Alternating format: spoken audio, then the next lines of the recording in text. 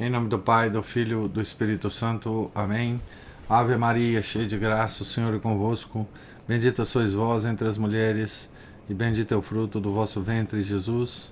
Santa Maria, Mãe de Deus, rogai por nós, pecadores, agora e na hora de nossa morte. Amém. São José, rogai por nós. São Felipe Neri, rogai por nós. Santa Teresa de Jesus, rogai por nós. Nossa Senhora de Fátima, rogai por nós. Em nome do Pai, do Filho e do Espírito Santo. Amém. Bom dia a todos. Nós estamos aqui na página 277 da biografia de Santa Teresa de Jesus, escrita por William Thomas Walsh. Estamos aqui no início do capítulo, intitulado Entrada Furtiva numa Ávila Adormecida. Ao chegar à sua cidade natal, depois de uma jornada cálida e poeirenta, cujos incômodos não se preocupou em relatar, Teresa encaminhou-se diretamente à Encarnação, apresentou-se às superioras e discretamente reentrou na rítmica rotina da comunidade.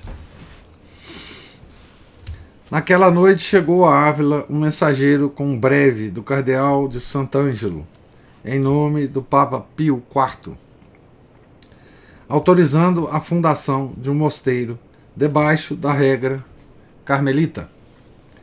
Datado de 6 de fevereiro, levara quase 5 meses no caminho e vinha dirigida a Dona Guiomar de Ulloa e a sua mãe, provavelmente ao cuidado do bispo, caso se tenha seguido o costume. Depressa Teresa soube da chegada do breve. Talvez o santo cavaleiro lhe tenha dito: "Ô mestre Daza."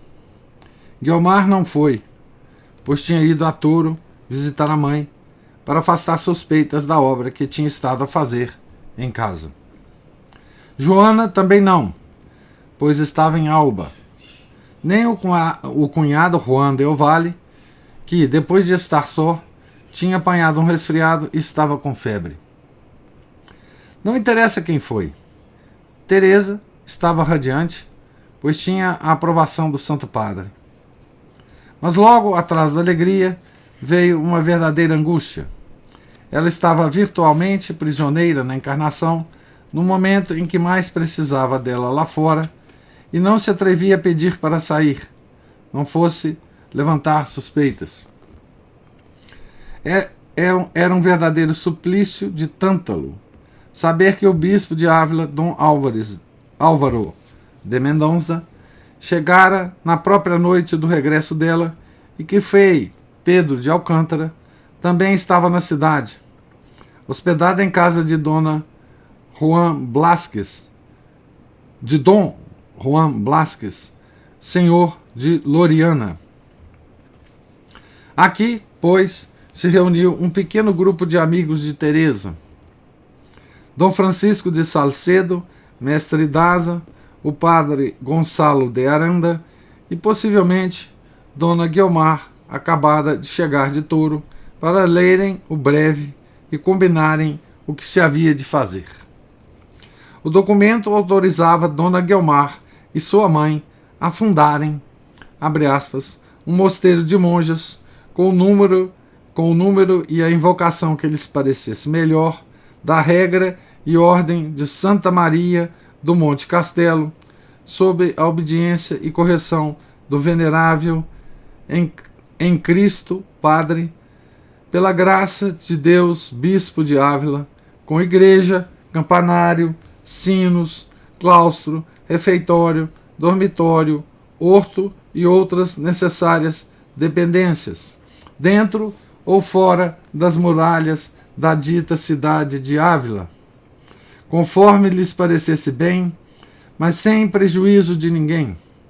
Fazer estatutos e ordenança, legítimos e razoáveis, não contrários ao direito canônico, fecha aspas, e todas as necessárias alterações e modificações. A desobediência ao bispo e a outros altos prelados faria incorrer em excomunhão ipso facto, etc. Era esta uma das condições usualmente impostas pela Santa Sé como garantia contra escândalos e abusos. Nada se dizia da primitiva regra de Santo Alberto, nem da absoluta pobreza sem dote. Efetivamente, quando, em 1561, as duas senhoras tinham feito este pedido, Teresa ainda não se tinha decidido quanto a esses dois pontos fundamentais. E agora apresentavam-se no caminho novos e imprevistos obstáculos. Estaria disposto o bispo a tomar sob a sua autoridade um mosteiro que, na ordem normal das coisas, deveria estar sujeito ao provincial dos carmelitas? E que diria ele quando Teresa propusesse a regra primitiva e a absoluta pobreza? O que ele disse foi exatamente aquilo que temiam que dissesse. Se o convento não viesse a ter nenhum rendimento, ele nada teria a ver com o convento. Não faltavam conventos em Ávila. Por que fundar outro, que havia de ser um encargo para ele ou para a cidade, sem nenhuma razão visível? Nunca tinha estado com essa freira, Dona Teresa, e talvez estivesse algum tanto influenciado pelo que os inimigos dela costumavam dizer. Dom Álvaro de Mendonça era homem que raramente mudava de opinião. A única esperança que restava aos conspiradores era que ele desse ouvidos a Frei Pedro de Alcântara, por quem tinha profunda veneração. Quando viu pela primeira vez a pobre casa que Teresa escolhera, o bom velho franciscano exclamara, abre aspas, é um pequeno presépio, fecha aspas. E agora, do seu leito de enfermo, em casa do senhor de Loriana, escreveu ao bispo uma das suas austeras cartas. Então vamos ver o que o São Pedro de Alcântara escreve ao bispo, né? Que era muito simpático a ele, né? Abre aspas para São Pedro de Alcântara. Que o Espírito do Senhor encha a alma de Vossa Senhoria. Depois de receber a santa bênção de Vossa Senhoria, agravou-se-me tanta doença que me impediu de tratar de um negócio que muito importa ao serviço de Nosso Senhor. E por ser ele tal, e não se deixe de fazer o que a nós cumpre, dele quero dar notícia sumária a Vossa Senhoria, e é que pessoa muito espiritual há dias que pretende, com verdadeiro zelo, fazer neste lugar um religiosíssimo e muito perfeito mosteiro de monjas da primeira regra e ordem de Nossa Senhora do Monte Carmelo.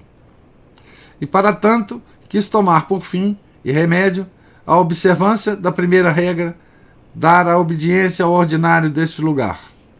E, confiando na bondade e santidade grande de Vossa Senhoria, depois que Nosso Senhor lhe deu Vossa Senhoria por prelado, teve o negócio até hoje um gasto de mais de 5.000 para o que tem já concedido breve. É negócio que me pareceu bem, pelo que, por amor de Nosso Senhor, peço a Vossa Senhoria que o ampare e receba, pois entendo ser para melhoramento do culto divino e bem dessa cidade. E, se a Vossa Senhoria bem parecer, já que não posso eu ir tomar a santa bênção de Vossa Senhoria e tratar deste caso, darei, como muita caridade, que mande Vossa Senhoria o mestre Daza, que venha para que eu trate com ele e com quem Vossa Senhoria pareça. Mas, ao que julgo, isso poderá ser confiado e tratado com o mestre, e disso receberá ele muita consolação e caridade. Digo que pode Vossa Senhoria tratar isto com Mestre Daza e com Gonçalo de Aranda e com Francisco Salcedo, que são as pessoas que Vossa Senhoria sabe e terão mais particular conhecimento que eu, ainda que a mim bastam as pessoas que mais diretamente hão de entrar, que são gente de toda a consideração e hierarquia, e creio eu que nelas mora o Espírito do Senhor, o qual Sua Majestade dê e conserve em Vossa Senhoria para muita glória e universal proveito da sua Igreja. Amém. Amém. Servo e capelão de Vossa Senhoria, o indigno Frei Pedro de Alcântara.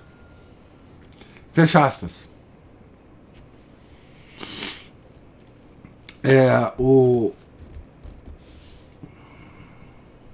Essas cartas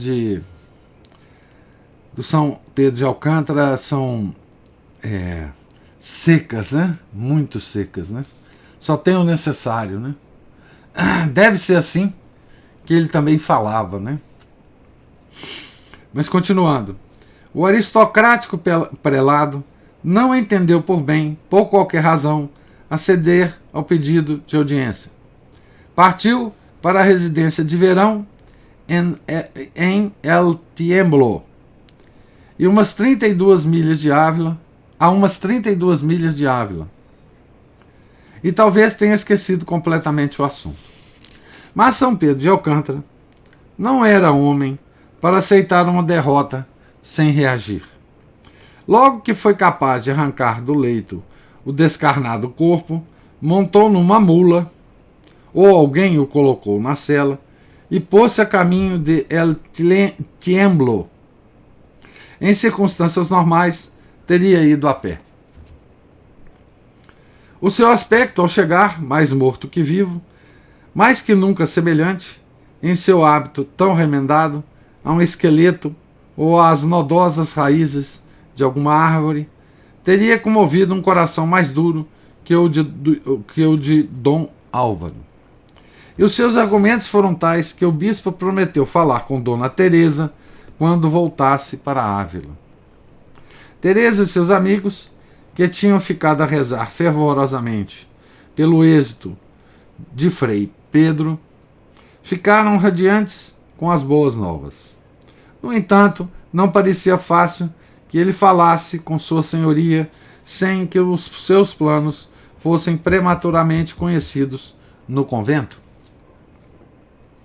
Nem que mesmo, se o prelado desse o consentimento, ela pudesse visitar a casa ocupada por Juan de Ovalle para tratar das necessárias modificações.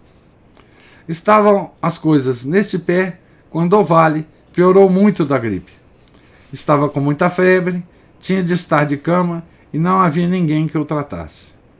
Quando a prioresa da Encarnação soube disso, deu ordem à irmã Teresa para ir imediatamente cuidar do cunhado e ficar com ele até estar melhor. Teresa apressou-se, com secreta alegria, a seguir para a humilde casa do lado norte das velhas muralhas de Ávila. Não havia muito o que ver nessa casa, pequena construção de 2 andares, ainda de aspecto pobre, apesar de tudo o que ela tinha feito no ano anterior.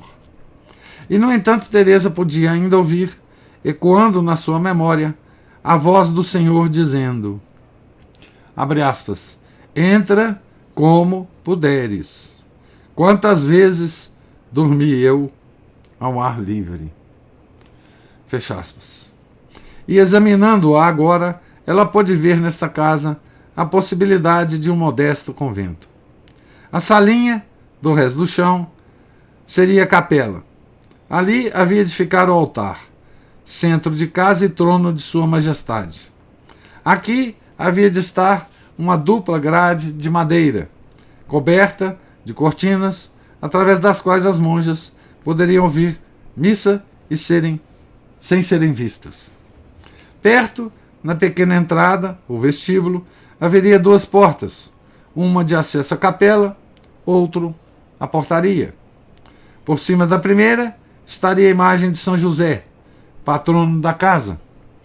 Por cima da segunda, uma de Nossa Senhora, cada uma em seu ninho. Ela já tinha imagens, talvez dadas por amigos ou compradas com grande sacrifício, e guardara-as carinhosamente para o dia em que haviam de ser colocadas em seus lugares. Pequenos e humildes tesouros que falavam a linguagem universal do amor. O segundo andar havia de ser dividido em celas para as freiras. A princípio, só seriam necessárias 4, pois a qualidade era mais importante que a quantidade, e Teresa tinha escolhido as suas companheiras com muita reflexão e oração. Todas eram órfãs pobres, nenhuma só com dote. A primeira era Antônia de Henao, de Ávila, recomendada pelo seu diretor espiritual, Frei Pedro de Alcântara. A segunda era Maria de la Paz, que, originária de uma família pobre de Ledesma, tinha vindo servir em casa de Dona Guiomar de Ulloa, onde Teresa tinha podido formar uma ideia exata da sua santidade. A terceira era outra avilesa, Úrsula de Revilla e Álvares de Arévalo, que em moça fora bastante volúvel, mas aos 44 prometia vir a ser monja exemplar. E por fim, Maria de Ávila, de 37 anos, irmã de um bom e humilde sacerdote, o padre Julián, em quem Teresa pensava para capelão. Os hábitos para essas 4 e para ela mesma fê-los ela carinhosamente com as suas próprias mãos. Talvez as outras a ajudassem a talhar, pelo seu molde, as peças de rude e caseira estamenha castanha, que havia de ser a parte principal do vestuário, e o pano para as toucas, e os véus simples, em que ela não toleraria desnecessárias pregas, ou plissados, ou folhos, ou qualquer ornamento supérfluo. Quem quer que tenha ouvido falar um grupo de mulheres espanholas pode imaginar a animação de algumas dessas reuniões, sem dúvida contidas e reduzidas à forma de murmúrios e risos sufocados, em atenção a Juan de Ovalle, que, atacado de febre, continuava no seu leito de enfermo no piso superior, enquanto os carpinteiros martelavam por toda a casa, sem os mesmos escrúpulos, e alguns amigos, de certo os de sempre, o Santo Cavaleiro, Mestre Daza, o padre Julião de Ávila e o padre Gonçalo de Aranda, entravam e saíam, ajudando a trazer isto e aquilo. Então, Santa Teresa já estava se reunindo com as suas freiras, né? Não havia muito que Teresa estava naquela casa quando recebeu o recado de que Frei Pedro de Alcântara regressava a Ávila e desejava vê-la numa das capelas da catedral, a fim de discutirem os últimos pormenores do assalto, entre aspas, que ambos projetavam fazer à vontade férrea do bispo. Num dos primeiros dias de agosto, acompanhada por uma amiga, que mais tarde veio a ser a irmã Isabel de São Domingos, dirigiu-se Teresa para esta importante entrevista. Frei Pedro ouviu-as em confissão, celebrou missa e deu-lhes a Sagrada Comunhão. Depois conversaram e ficou assente que seria ele a convencer o bispo a visitá-la no convento da Encarnação, logo que para lá voltasse. Teresa já regressara provavelmente ao convento quando, em 16 de agosto, uma sua parente, Maria Simbron, foi eleita prioresa pela terceira vez. Pouco tempo depois, o bispo veio visitá-la na companhia de Frei Pedro. Como a maioria das pessoas, ficou cativado pelas suas qualidades: simplicidade, sinceridade, tranquilidade, firmeza de decisão, a humildade sem servilismo, encanto humano e mais do que humano, e energia. Antes de partir, já ele concordara em tomar o mosteiro de Teresa sob a sua proteção e jurisdição. Desde esse dia até a morte, foi seu leal e constante amigo, pedindo no testamento que o sepultassem junto dela. Esse é o bispo, né? A carreira de Frei Pedro parece ter atingido a sua plenitude com este serviço a outro santo. Retirou-se a um mosteiro da sua ordem, esperando pela sua hora, e faleceu 2 meses depois. Teresa resolveu fundar o seu mosteiro no dia da festa de São Bartolomeu, a 24 de agosto, esperando assim começar seu trabalho com a proteção desse apóstolo, especialmente invocado contra as tentações e assaltos do demônio. Muito havia a fazer nos poucos dias que restavam, mas por fim dividiram-se as celas, fizeram-se novas portas, adaptou-se a capela no primeiro piso, instalou-se o altar, levantou-se a grade. Mestre Daza prometera dizer a primeira missa. É de supor que Teresa tenha prestado a maior atenção à instrução preliminar das suas noviças, a fim de que pudessem entrar em São José perfeitamente conscientes das dificuldades que as esperavam e do alto significado das austeridades que iam aceitar para o resto da vida.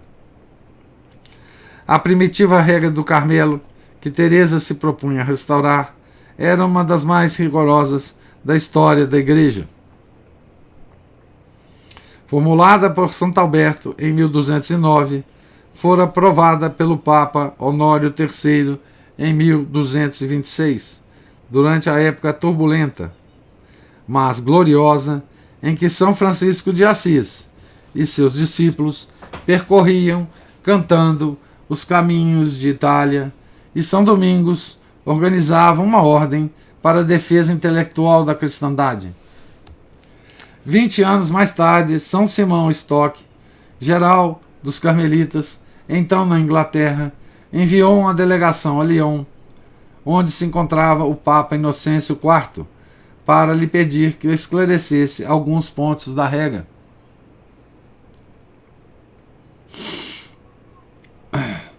Inocêncio IV confiou o trabalho a 2 dominicanos, os quais a reviram e modificaram, acomodando-a às suas próprias concepções e naturalmente diferiam das dos primeiros monges carmelitas. O Papa ratificou o seu trabalho no dia 1º de setembro do ano de 1248, e alguns dos pontífices que lhe sucederam outorgaram sucessivas modificações por meio de dispensas especiais. O resultado de tudo isso foi o gênero de conventos de que o da Encarnação de Ávila era exemplo patente. Não imoral, porém demasiadamente populoso para que pudesse levar-se nele a perfeita vida de oração, em vista da qual os primitivos carmelitas haviam dedicado a sua ordem à Mãe de Deus. O meio de se aproximar de tão elevado ideal era, segundo Teresa, a primitiva regra de Santo Alberto. Esta requeria, além dos tradicionais votos de castidade, pureza e obediência, que as religiosas guardassem silêncio a certas horas, que permanecessem nas suas celas meditando nas coisas de Deus, sempre que não tivessem qualquer outra obrigação, que jejuassem desde o dia da exaltação da Santa Cruz, 14 de setembro, até a Páscoa, a não ser que alguma enfermidade ou qualquer outro motivo válido as impedisse. Então, é de 14 de setembro até depois da Quaresma, né?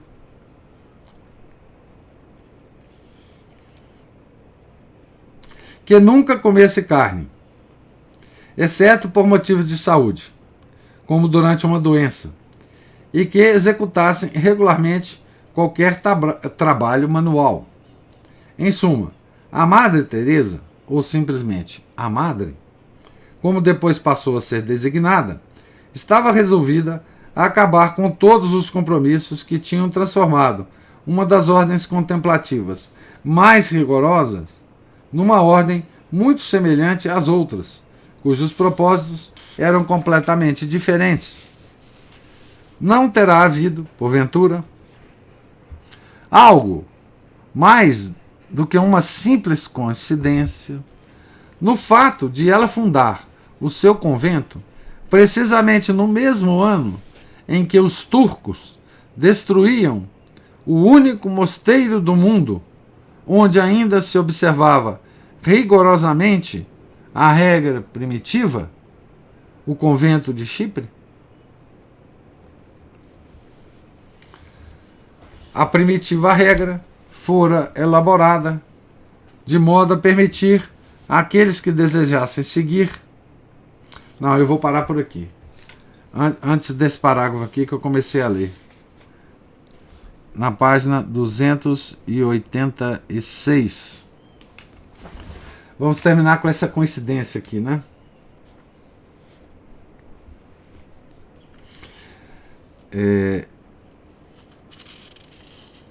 Sobre a nova fundação, né? A primeira nova fundação de Teresa, né? Então, veja que o Thomas Walsh, ele conta, né, um pouco da história da regra carmelita, de como é que ela foi se, não digo degenerando, mas foi se tornando menos estrita ao longo dos anos, né? Então, partindo de Santo Alberto, né, em 1209, tá certo? Ele formula a regra.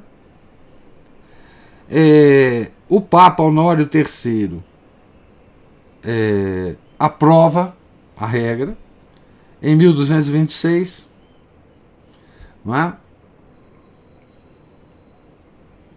20 anos depois, então, em 1246, o geral dos carmelitas, São Simão Stock, envia a Milão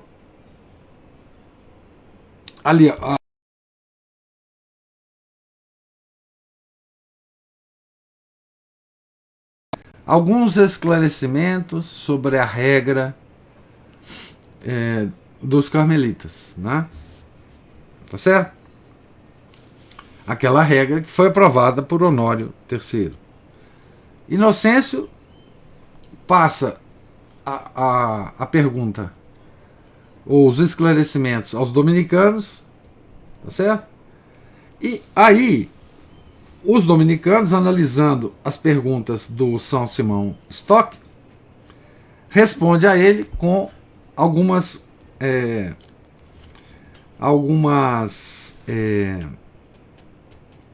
relaxamentos, digamos assim, da regra original de Santo Alberto, né? A partir daí, né, o Papa então ratifica o que os dominicanos falam em 1248. E assim que se sucedem os pontífices, mais coisas foram sendo dispensadas daquela regra, né, original. Então, essa é a história das modificações da regra, né, ou de alguns pontos da regra. E isso chega, então, 300 anos depois, não é, na situação em que Santa Teresa está se defrontando. Então, ela pegou uma regra que partiu de uma regra primitiva que ela não conhecia, até que aquela moça a apresentou, né? E foram 300 anos, então, de pequenas mudanças que resultou na ordem, na regra que Santa Teresa observava na encarnação. Tendo sabido da regra primitiva, Santa Teresa queria voltar a essa regra, né? Voltar a essa regra. Então, é exatamente isso, né?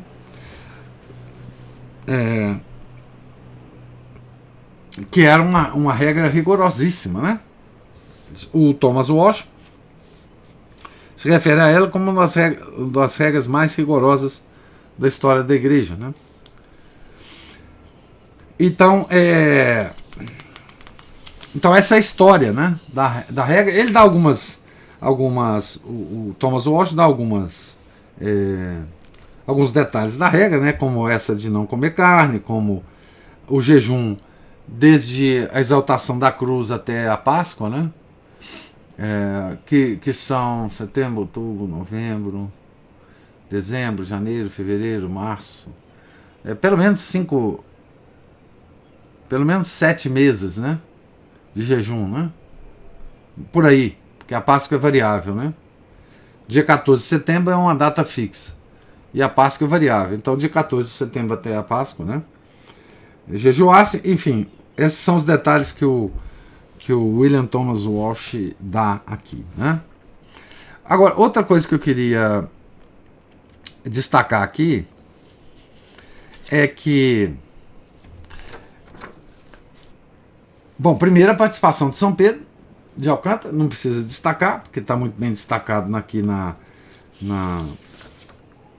no texto, né, do Thomas Walsh, mas eu queria destacar, mais uma vez, né, a participação dos leigos, né, a participação dos leigos. Veja,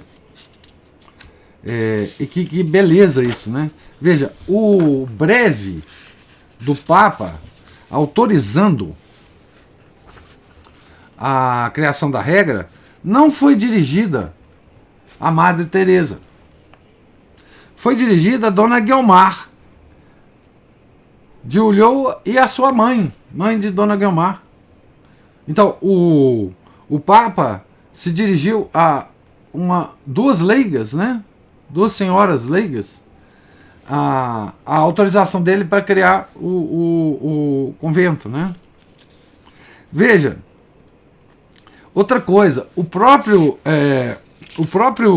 São Pedro de Alcântara sugere ao bispo conversar com leigos, se dirigir a leigos, né, para resolver os problemas do convento, né? Então, essa é uma coisa muito, muito clara, né, na história de Santa Teresa, a participação desses leigos, né, desses santos homens e mulheres que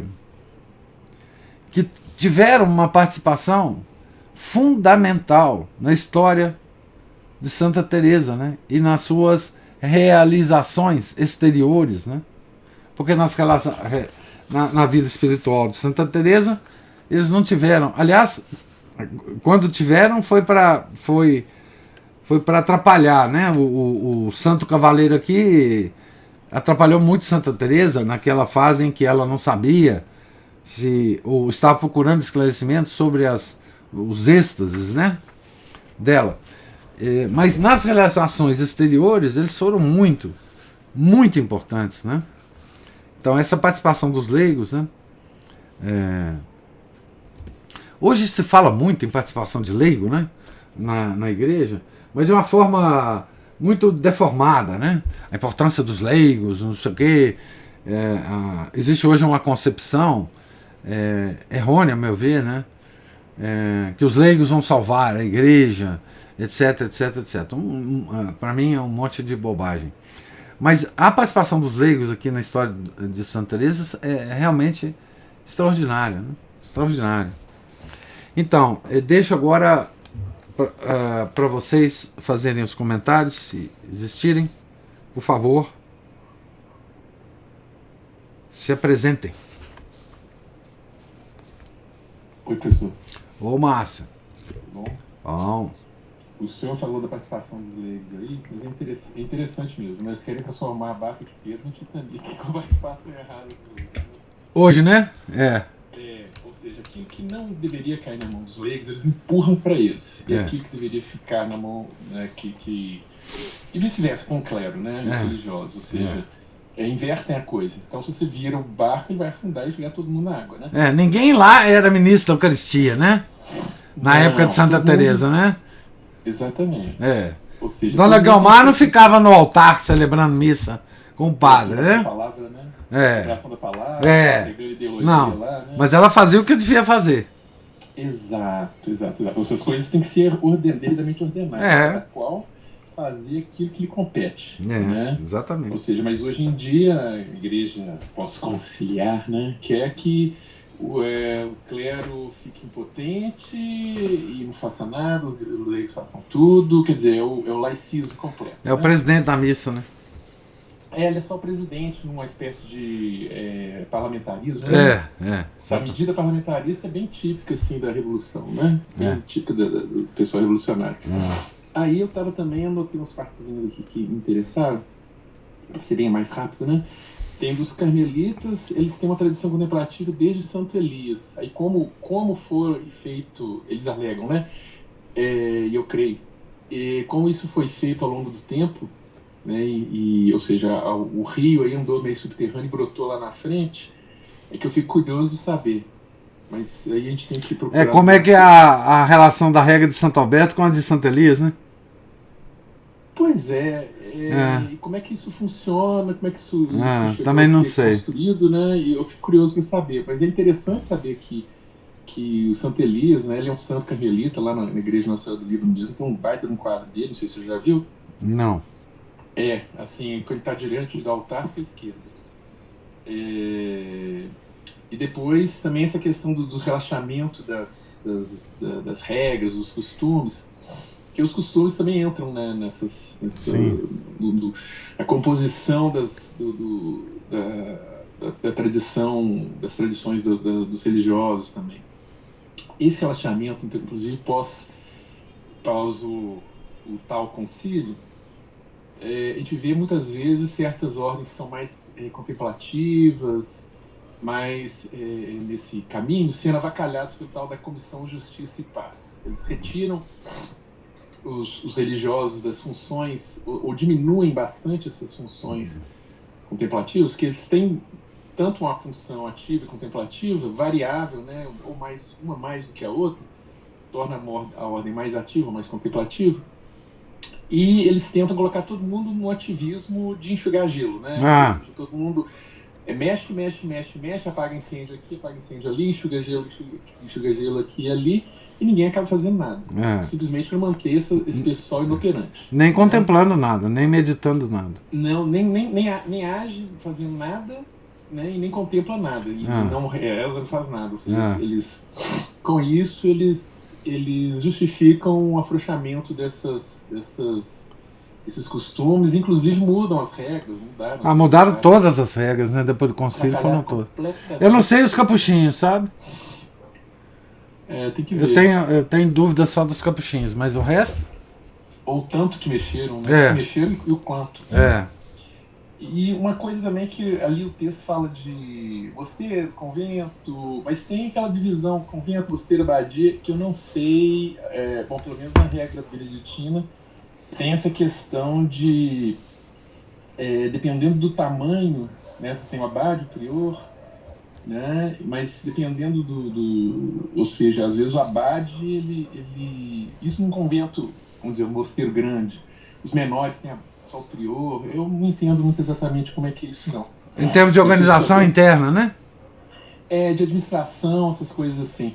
Porque na mesma abadia tem abade, tem prior, mas tem pequenos mosteiros que tem apenas o prior. Aí Mas devem estar ligados a uma abadia, né? Deveria, exatamente. Você tem uma abadia principal, mosteiros menores, onde tem um prior em cada uma, mas assim, eu conheço uns que tem um prior, mas não tem um abade, mas assim, não entendo muito bem como é que é isso não. Tem uma regra aqui, mas não explica isso com detalhes não. Uhum. E esse jejum é interessante, né, que o pessoal acha que as coitadas das mulheres vão ficar lá passando fome de noite, né, mas só para você ter uma ideia, tem aqui, por exemplo, na regra beneditina, o jejum, ou seja, é ficar sem alimento até determinada hora. Às vezes eles tomam a refeição uma vez apenas por dia. Uhum. E inclusive a quantidade, pelo menos na regra beneditina, não sei como é que seria na carmelita dessa regra, que seria, vamos supor, dependendo da época do ano, que tem aquelas épocas de mais rigor ou menos, a pessoa come uma vez por dia, seja na hora sexta ou na hora nona, como diz aqui, ou seja, meio-dia ou 3 horas da tarde, dependendo lá se é quaresma, por exemplo, da quaresma até a Páscoa, é a hora das vésperas. Eles vão comer uma vez por dia apenas. E o interessante também é que o jejum não só com essa, a gente conhece aí, essa parte da mortificação, da penitência, mas tem um coleguinha nosso, depois eu apresento o senhor lá, de vez em quando tromba com a gente. Ele fez uma pesquisa interessante, que vai, inclusive a gente encontrou material bom a respeito disso, em inglês, né? Que o jejum é bastante terapêutico, inclusive, ele consegue... O tal de jejum intermitente? Tem um intermitente que é por questão de perda de peso, reordenar a alimentação. Mas tem um jejum à base de água, que eles chamam de jejum prolongado. Inclusive tem alguns aí que fazem uns desafios assim, de jejum começa 5 dias, 7 dias, 10 dias, 30 dias apenas à base de água. Ele, depois de determinado número de horas, o organismo começa a consumir a gordura. E as células doentes. E por isso que a pessoa, muitas vezes que é doente, ela perde o apetite. Por quê? Uma forma do organismo lutar para eliminar essas células doentes, cancerosas. Inclusive em tratamento de metástase hepática, acho que no 3º dia ou 2º dia de jejum prolongado. Ele começa a consumir, inclusive, essas células cancerosas. Ele combate o câncer. Olha que legal. Tanto que há uma ligação entre o jejum e a longevidade, justamente porque ajuda, ao invés ao contrário do que se diz por aí, o jejum ele ajuda a saúde, inclusive, quer dizer, ele tem ele é tanto bom para o espírito como para o corpo, ele ajuda a manter a saúde, tanto que a gente vê aí muitos monges vivendo 80 e tantos, 90 e tantos, os anacoretas beirando os 100 anos, né? Que eles faziam, às vezes, jejuns prolongados, ou às vezes não, talvez esse de um dia só, a gente não tem exatamente um registro do que eles faziam, mas, em suma, o pessoal também não temer o jejum, tipo, vou desmaiar, porque isso geralmente é um sintoma que ocorre até ali entre a 12ª hora e a 24ª hora, que a partir da 24ª hora, eu já até experimentei isso, forçado, mas experimentei, que o organismo começa a funcionar no modo consumo de gordura ao invés de ser consumo de carboidrato. E aí, a partir dali, se torna mais leve, a partir principalmente da 24ª hora. Ele vai consumir a reserva, né? Vai consumir a reserva, ou seja, o mal-estar do corpo, o abatimento que dá, as alterações, às vezes, dependendo da pessoa de humor, para mim eu só fico meio abatido, assim, tem gente que fica meio irado, eu já vi, inclusive em acampamento isso. Isso aí melhora e a pessoa praticamente volta ao normal. E dali para frente, inclusive, quando a pessoa volta a se alimentar, ela já estranha consumir a quantidade de alimento que ela estava acostumada. Bom, mas isso era só para dar uma introdução, caso você queira, né? Entendeu só alguma dessas curiosidades ou tenha outras. Obrigado, professor. Desculpa a demora aí. Não, ótimo. Muito interessante. Não, na verdade, essa questão da regra, né? Como é que Santo Alberto redigiu essa regra, da onde que ele se baseou, né? Isso aí eu também não sei, é uma coisa curiosa, né? Que Santa Teresa pegou essa regra, né? E usou ela como uma regra para fazer a reforma, né, da ordem dos carmelitas, né, e como que é a ligação dessa regra com uma regra ainda anterior, né, dos carmelitas, realmente também não faço ideia, né. Agora, sobre essas mortificações, né, eu até nem acho que a questão do jejum nas mortificações da igreja seja a principal, não, né? Porque existiam as disciplinas, né? Enfim, as mortificações dos sentidos, né? Existem as mortificações dos sentidos físicos. Então, essa jejum, as disciplinas, aquelas coisas que os monges se batiam, né? Santa Teresa fazia isso, o uso de silício, enfim. Essas são as mortificações físicas, né? Mas eu acho que as mortificações espirituais são as mais severas, né? Quer dizer, talvez as físicas preparem as espirituais, né? Ou as espirituais facilitem as físicas, né? Mas essa coisa da superficialidade das físicas, né? Tipo, não comer carne, ou... Agora, veja, que coisa interessante é não comer carne, né? Então, Santa Teresa era vegetariana. A regra da Santa Teresa era a regra de vegetarianos. Não, esse fato de não comer carne era penitência, era mortificação. Então não é que Santa Teresa achasse que carne fizesse mal. Não é? Porque se carne fizesse mal, você deixar de comer carne não é penitência, né? Tá certo? Então, era como penitência, porque todo mundo gosta de carne, todo mundo come carne. Então lá não ia comer, né? Como penitência. Então, eu pessoalmente, eu me apavoro mais com as penitências espirituais do que com as... Porque, por exemplo, a disciplina, né? A disciplina dos horários, isso tudo eu entendo perfeitamente e acho que para uma pessoa já com tendência de vocação religiosa, isso não seria muito desgastante ou muito penoso, né? Agora, as espirituais, né? A mortificação da vontade, né? A mortificação da inteligência, né? Essas são muito mais difíceis, né? Da gente atingir, né? Realmente, essas são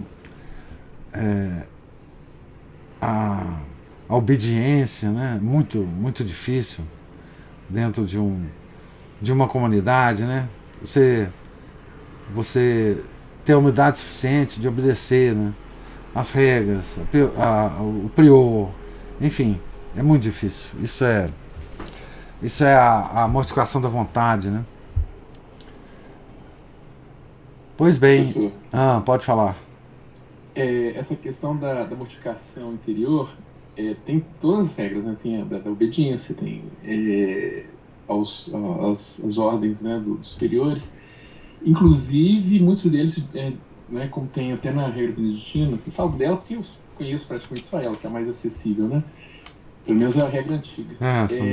Ou começar inclusive a ser obediente aos iguais, inclusive aos inferiores. Por exemplo, pessoas que chegam de fora, peçam alguma coisa, até a paciência, né? E a obediência nisso, obediência aos iguais, eles pedem uma ajuda, até assim na ordem do mosteiro, os mais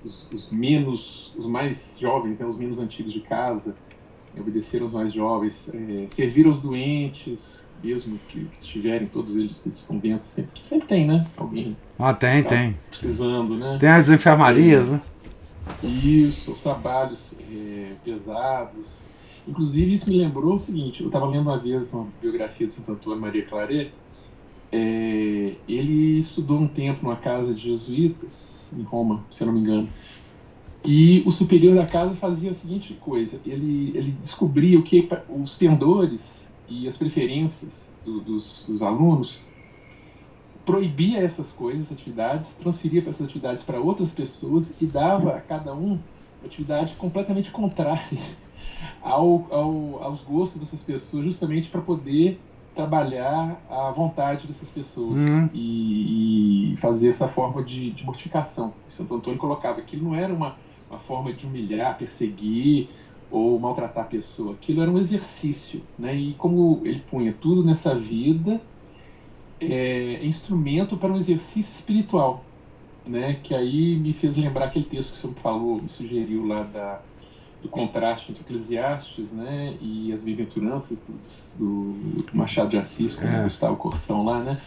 Exatamente isso. Parece uma contradição, mas uma coisa completa a outra. Na verdade, uma esclarece a outra. Uma responde a outra, Exato, ficou perfeito aquilo. Eu agradeço bastante, inclusive, a dica. E exatamente essa questão desse trabalho, né, dessa mortificação interior, né? Muitas dessas vinham exatamente isso, aquela disponibilidade da pessoa ser contrariada. A mortificação da vontade, isso para mim é a mais extraordinária, né? Exato, ou seja, como dizia um conhecido meu, o homem põe, Deus dispõe. Né? E isso aí também nas causas segundas acontece demais com a gente. Por isso o pessoal fala assim: eu tô acostumado a ser contrariado, porque toda hora que eu planejo uma coisa, vem Deus e revira meu mundo de cabeça para o ar. Mas essencialmente era isso. Obrigado de novo. Mas exatamente, Márcio. E aí também vai do esclarecimento da pessoa, esclarecimento espiritual, né? De ver que aquele superior ou aquela pessoa que está te exigindo a mortificação da vontade, ele está fazendo isso como causa segunda de Deus, né? Você vê claramente na contrariedade que você está vivendo, porque alguém está contrariando a sua vontade, você vê naquilo a mão de Deus, né? Então, essa para mim é a mais difícil das mortificações que um religioso tem. É isso, quer dizer, o resto, bom, é difícil também e tal, mas o resto é só com o corpo, né? E o corpo adapta tudo, acaba é como você falou, né? Você tem que fazer jejum, tá? Sofre lá as primeiras 24 horas, depois as coisas. Agora, a mortificação da vontade é permanente, né? Você não acaba nunca, até você morrer. Se você é um religioso, você tem que fazer isso, né? Mas é isso. Opa, Cristina levantou a mão aí. Tudo bom, professor? Tudo. O senhor falou mortificação da inteligência, foi existe uma mortificação da inteligência? Sim, ela seguir a vontade quando tiver que seguir. Mesmo sem entender. A fé é uma mortificação da inteligência. Que interessante. A mortificação do intelecto, né? Você aceita uma verdade ou por obediência, né? A revelação, né? A revelação. Olha que interessante. Eu nunca tinha pensado por esse aspecto. É porque você não vai lá no sábado. Pois é. Mas está gravado esse texto que eu estou lendo e comentando, está gravado lá. Tá ótimo. Mas esse tipo de mortificação é das mais difíceis, né, Cristina? Você, enfim, porque a adesão da inteligência à fé é uma espécie de mortificação dela. Porque você adere por sua vontade a uma coisa que você não consegue explicar. Está acima da razão, né? Entendi. Professor, outro aspecto que eu não sei se seria mortificação, Mas hoje nós somos muito convidados, né, a imaginar, a sermos imaginativos. E eu acho que foi no livro da vida da própria Santa Teresa que eu li recentemente, que ela lutava contra a Ela imaginação. falava que ela era louca da casa. A imaginação é a Ah, louca da casa. que você se perde com coisas bom inúteis, né? É. Exatamente. Irreais, irreais. Mas, É. e prazerosas, né? Isso. Porque a gente imagina, nós criamos enredos, às vezes com base nas coisas que a gente vive, com conclusões favoráveis a nós, totalmente fora da realidade, é só uma imaginação, né? Mas Realmente. você pega com a imaginação, né? Você peca muito com a imaginação.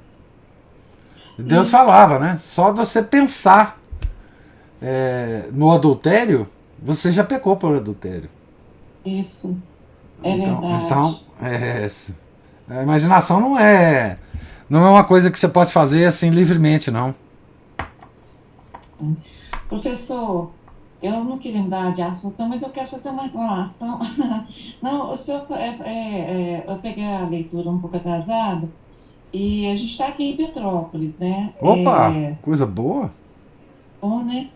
E que a gente está indo para o Rio. E ontem nós fomos na igreja de São Pedro de Alcântara Uhum. e ligação muito forte, né? Até aqui no Museu da Família Real, da Ah, não, Família eles Imperial. têm uma ligação impressionante. Impressionante, tem uma imagem dele e quadros e tal. E a igreja de São Pedro de Alcântara é belíssima. E eu e Renata entramos, né? A gente ia fazer o nosso texto lá. O professor, já na entrada, fizeram, no átrio, fizeram uma feira de comidas portuguesa, italiana e tudo mais. Ah, Igreja bela, bela, bela. E os turistas entram e a igreja é aberta e é aquele desfile de bermudão e ah, não sei, tererê, sandália. pessoas irreverentes, elas entram assim, com uma irreverência, uma coisa. O altar já foi modificado, já está no meio, tiraram ele do fundo. E enquanto a gente estava. E dentro da igreja, uma coisa que eu percebi assim, que ajudou um pouquinho a gente a concentrar um pouco, a música, né? Música sacra. Mas do lado de fora, como tinha uma feira, era a Rita Lee, só que daqui a pouco toca o hino da Itália, que é o hino da Itália Fascista. é fascista. O hino da Itália é fascista. Eu falei, bom, só faltava tocar a Marceleza. Marselhesa agora. Marceleza. Não, Pra o combinar. professor, eu fiquei tão indignada, e eu só estou falando de mortificação, por isso é que eu estou falando, que eu tenho que aprender a me mortificar. Porque eu fiquei assim, rezamos, saímos, e quando eu vi a feirinha, eu vi um rapazinho com uma camiseta com. Claro, a imagem de Nossa Senhora Aparecida. Ontem era dia de Nossa Senhora Aparecida. Sim. E eu vi um rapazinho e falei com ele, eu falei, como vocês fazem isso? Uma feira, no dia de Nossa Senhora Aparecida. Onde estão os paroquianos para proteger essa igreja dessa entrada irreverente aqui? Mas pô, perder tempo falando com as pessoas, isso é uma besteira muito grande, Ah, que não é. vai ter nada. Mas eu fico pensando, alguém faz isso numa igreja protestante, entra lá do jeito que quer, De jeito nenhum. sim. Uma igreja luterana ela é protegida muito. Pois é, ou então tá uma mesquita, então, Mesquita. assim, o professor, os católicos estão uma vergonha, mais uma vergonha. E eu falo aqui da igreja que eu entrei, mas idem para a Não. igreja de Boa Viagem, para a igreja de Lourdes. Qualquer um. O que esses católicos modernos. Ontem eu peguei, eu não vou falar o nome do meu amigo querido, não, mas ele teve coragem de postar no Facebook uma mensagem de João 23. Então, eu falo assim, essa gente está ficando doida, sabe? São João E 23. você pensa bem, É. ninguém tem boca mais nada, Não. sabe, professor? Não tem Não não. deve a gente pode até rezar para esses papas todos e não falar muita coisa, mas você não enaltece, porque quando, vivendo essa situação ali dentro da igreja e vendo aquilo, tem que estar lá dentro para ver a forma como as pessoas se comportam. Um rapazinho, um menininho de uns 7 anos, 8 anos, entrou e assentou na cadeira destinada ao bispo, Ué. no altar. É. Eu tive um grande perguntar assim: ô menino, você é bispo? Senta aí, ô pirralho. Mas esse é um deboche. Isso é um deboche. E esse deboche tem nome, endereço, É claro, telefone, CPF, na data certa, WhatsApp. foi nas etapas. Eles fizeram isso de propósito. Foi. Eles estão fazendo a nossa religião ser uma coisa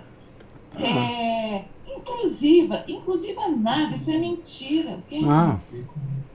Ecumênica, tudo mentira. É para discutir mesmo, para fazer a igreja virar um local. Eu falo assim, turismo é uma horda de insano. Quem sai de casa para fazer turismo só pode ser doido. Eu também acho. Quem não entende o que está acontecendo com esses movimentos assim, né, professor? É para destruir tudo. Bom, já reclamei, não reclamei? Reclamou e ainda usou o Frei Pedro de Alcântara para fazer uma ligação com as nossas leituras. Foi muito inteligente. Foi muito bom. Mas é isso mesmo. Eu vou aprender a estar nesses lugares. O Renato é coitadinho que sofre comigo. E ficar calada. Essa vai ser minha penitência.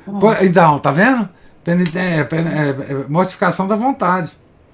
E oferecer isso para São Pedro de Alcântara, para Nosso Senhor. Né?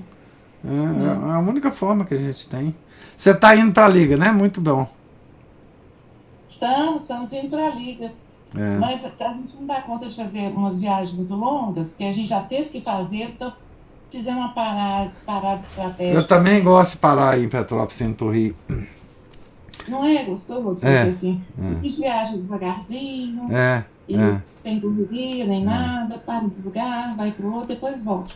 O meu jovem filho já chegou lá de uma vez só. Já? Então nós vamos encontrar lá. Vai. Isso aí, boa liga para você. Pena que eu já vi que o nosso queridíssimo Sidney Silveira está lá no Nordeste. Oh, meu Deus. Mas não, ele vai estar no Rio. Beleza. Já combinou uma opção de coisa lá com o Henrique. Maravilha. Vou dar um abraço dele. Isso aí. Então. Eu compartilho, só para dizer que eu compartilho da indignação da Cristina, mas eu acredito também que quando ela chega para um rapaz desse lá fora, ele nem sabe do que ela está querendo dizer quando ela fala de irreverência. Não. Eu acho que eles já perderam total noção do que seja isso. Sabe, professor? É um deboche. E não tem mais comunicação, né, Ana Paula? Assim, a gente fala uma coisa. É português, todo mundo entende as palavras, mas não entende as coisas. Sim, e outra, assim, eu fico impressionada com que o padre nosso aqui, né, Padre Jorge, diz com todas as letras, para manter o silêncio dentro da igreja, antes e após a missa. E parece que isso é algo claro, né? É uma mensagem clara, ele não está usando de metáfora, ele está falando claramente, manter o silêncio. E nada acontece. É como se ele não tivesse falado nada. Porque na mesma missa em que ele fala disso, as pessoas, logo que a missa encerra, as pessoas conversando lá dentro, combinando encontros, isso. Coisas Não, e não é só sobre o silêncio, não. Outro dia, não sei se foi. Eu não sei que missa que foi. Ele fez depois da homilia, ele fez uma pequena. Acho que foi no domingo passado. E numa das coisas que ele falou, uma das coisas que ele falou foi o seguinte: olha, na nossa missa, durante a comunhão, a pessoa fica ajoelhada. Tá certo? Durante toda a comunhão. E tal. Falou várias outras coisas. Aí tinha um grupo na minha frente, e eu observei por causa disso, porque senão não teria observado. que assim que começou a comunhão, eles se sentaram. E ficaram sentados o tempo todo. Isso de Assim, é impressionante. Ele tinha E acabado de ó, falar. professor, quando tem adoração ao Santíssimo, o Santíssimo exposto e as pessoas sentadas. Aí, quando o padre entra, as pessoas se levantam. Tudo bem, nós temos que ser reverentes ao padre. Mas É. quem estava ali antes do padre entrar na capelinha é a presença real de Nosso Senhor. É. Ele está ali exposto, ele é mais importante, as pessoas ficam conversando, bebendo água e sentadas. É. É incrível um negócio desse. Nós perdemos mesmo a noção das coisas. Não vendeu? Vendeu. Isso aí não tem mais jeito, não. Eu acho que... Isso é muito visto de pessoal de paróquia moderna, de disciplina relaxada, né? Então, às vezes, eu comentei com a Ana Paula que isso aí deve ser o católico trans. Olha, eu sou pagão, mas eu acho que eu sou católico. Se bobear é tradicional. Isso é ótimo. O Márcio com suas metáforas, maravilhoso. Maravilhoso, católico trans. É isso mesmo. Quem são vocês para falar que eu não sou católico, né? Muito bom mesmo. O deboche, a blasfêmia é uma coisa impressionante, né? E assim, e nós não estamos falando em missa nova, né? Nós estamos falando na missa tradicional, né? Então, eu, por exemplo, alguns domingos atrás, veio um casal que eu conheço, que preza a missa antiga, né? O marido do casal estava sentado do meu lado e ele simplesmente vai comungar, né? Vai comungar, chega, fica assim 30 segundos ajoelhado, depois senta, cruza as pernas como se ele estivesse num boteco e fica lá, observando, assim, olhando para um lado, para o outro, de perna cruzada, depois de comungar, né? É um deboche, uma blasfêmia sem fim. Mas calma, viu, Cristina? Calma aí, Pessoa que eu gosto de sentar lá na frente para restringir um pouco meu campo de visão. Eu fico lá atrás, eu vejo. Eu sou uma pessoa distraída, então ainda tem esse problema. Não, eu fico lá atrás, eu vejo muita coisa. Pois é. O professor, nós estamos precisando de reeditar, não nós aqui, né, mas a tradição aí, está precisando de reeditar. Eu tenho vários e vários livrinhos de devoção antigos que falam do modo de assistir à missa. Existem vários modos, né? Você pode... eu acho que seria uma forma das pessoas compreenderem o que elas estão fazendo ali. Elas não estão lá para bater ponto, né? Você não vai bater ponto. Não estão lá para ficarem confortáveis e nem olha só, veja bem, nós estamos aqui falando de penitência. O que é uma pessoa que vai à missa e não consegue sequer assentar imóvel, porque é para sentar imóvel. Vamos falar aqui, ó. Primeira coisa, é para ir em jejum, vai com fome. Segundo, imóvel. Terceiro, não fofoca. Quarto, vontade de fazer alguma coisa, mortifica. Não é para comer, não é para beber. O que você está fazendo lá?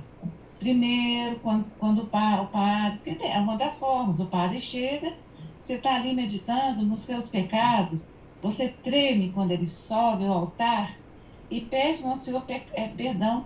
O senhor veja bem, é 1 hora, 1 hora e meia de você tentar se aproximar um pouquinho do paraíso, ou tentar se aproximar um pouquinho do que foi a paixão do nosso Senhor, né? E a missa ainda continua. Eu não espantaria se fosse uma missa moderna, mas é uma missa tridentina, então aquele rigor, quem assiste a missa tridentina já vai esperando que o padre cumpra a parte dele, nós temos que cumprir a nossa, né? Então, assim, olha, para mim, o escândalo dos escândalos é alguém largar, abandonar a missa, passar no altar para ir ao banheiro. Isso, para mim, professor, excede a todas as coisas. E eu chamo atenção de novo para a questão das crianças. Eduquem as crianças desde que elas são pequenas. Uai, o senhor estava falando aqui, eu não esqueço uma coisa da minha infância. Eu era muito pequenininha, o meu pai, dentro da minha casa, eu larguei um sapatinho jogado assim na circulação da casa, o meu pai tropeçou, falou, de quem que é esse sapatinho? Aí eu falei, é meu, vai guardar.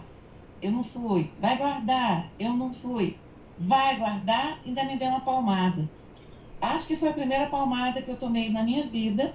Lembro, assim, eu era criança, eu tenho memórias disso, assim, eu devia ter 3 anos de idade, 4 anos, sei lá quanto tempo. Antigamente dava palmada, beliscão, essas coisas. Dava. Professor, o senhor estava falando de mortificação da vontade, ser contrariada. A primeira coisa que eu lembrei foi isso. Porque a partir dessa admoestação, desse ato do meu pai, talvez tenha sido a primeira vez na minha vida bom, não deve ter sido, claro que não, mas dessa eu lembro, de eu contrariar a minha vontade de não querer obedecer ao meu pai. Exatamente. Então, é assim, se uma criança não sabe que ela está no lugar sagrado e ela não pode fazer o que ela quiser, ela não pode subir com os pés em cima da mesa, ela não pode ficar chamando. Eu vou falar aqui porque às vezes eu estou de olho fechado e tal, sabe? Tem uma criança na minha frente que ela está virada para trás, chamando a atenção. E aí, claro, né, os emocionais modernos, os adultos, manda beijinho lá do outro lado, isso dentro da missa. Os pais fazem uma questão absoluta de mostrarem um afeto desnecessário dentro da missa. Fica pai agarrando menino, menina agarrando pai. Que besteirada é essa? É a mesma coisa. Ou os padres do IBP já falaram, namorado não é nem para encostar. Eu tinha essa mania de sentar na missa agarradinha com o Renato, punha o braço nele e tal. Já parei com isso. Achava que não tinha nada demais. Por quê? Não estou lá para isso, sabe? Então, assim, uma criança que não sabe que ela não pode fazer nada na missa, ela será um adulto que não vai saber também. E se for um padre, vai se tornar padre, não vai nem ligar. É por isso que a nossa sociedade se degenera. Porque uma geração se demite da obrigação de fazer o que ela tem que fazer, contrariamente ao que o mundo está falando. São várias gerações que se demitiram, né? Várias. Agora você está falando da geração de pais tradicionais, né? O que é pior, né? Porque, professor, a geração da minha mãe já se demitiu. Então, assim, eu vi o que deu, né? Então, quando eu vou à missa tridentina, eu tento buscar pré-geração da minha mãe o que era, ué. 70 anos atrás, né? 80 anos atrás. É uma luta. Sem dúvida. É uma coisa lamentável mesmo. E essa questão da assistência à missa, os padres, né, sempre insistem, né? Os padres normalmente que celebram a missa tridentina sentem, obviamente, o que nós estamos sentindo e sempre fazem admoestações, né? Mas essas admoestações entram no ouvido e saem no outro do nosso ouvido moderno, né? Não tem solução. Assim, é claro, eles vão ter que repetir, as pessoas vão pouco a pouco entendendo, e é muito, mas não sei, eu não acho que tenha muita solução disso, não. Professor, mas eu quero só deixar assim uma coisa bem clara. Banheiro durante a missa, a primeira vez que eu vi na minha vida inteira foi na igreja Nossa Senhora do Líbano. Eu nunca vi isso na minha vida, nunca vi.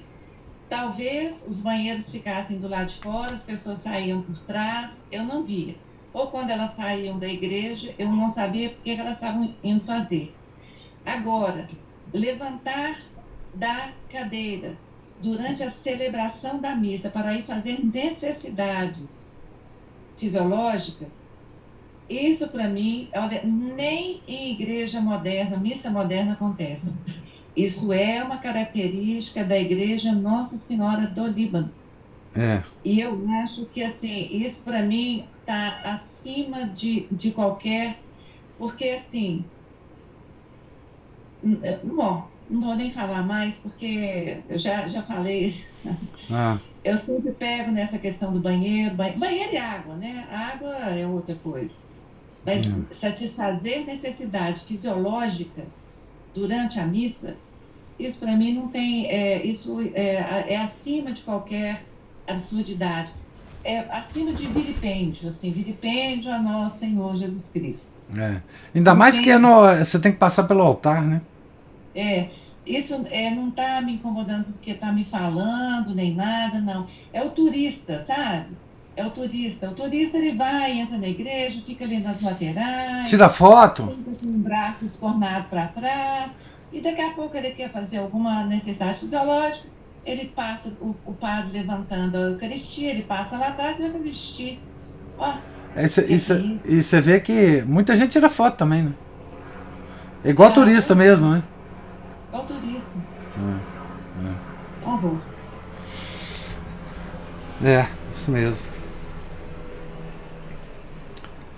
Então, alguma outra observação? Indignação? Então, gente, Deus lhes pague a presença, a paciência, os comentários, né? Nós estamos aqui na página 286 e na segunda, se Deus quiser, a gente recomeça aqui a leitura dessa página, certo? Tenham todos um santo dia, um santo final de semana. Fiquem com Deus. Em nome do Pai, do Filho e do Espírito Santo. Amém. Ave Maria, cheia de graça, o Senhor é convosco. Bendita sois vós entre as mulheres, e bendito é o fruto do vosso ventre, Jesus. Santa Maria, Mãe de Deus, rogai por nós, pecadores, agora e na hora de nossa morte. Amém. São José, rogai por nós. São Felipe Neri, rogai por nós. Santa Teresa de Jesus, rogai por nós. Nossa Senhora de Fátima, rogai por nós. Em nome do Pai, do Filho, do Espírito Santo. Amém.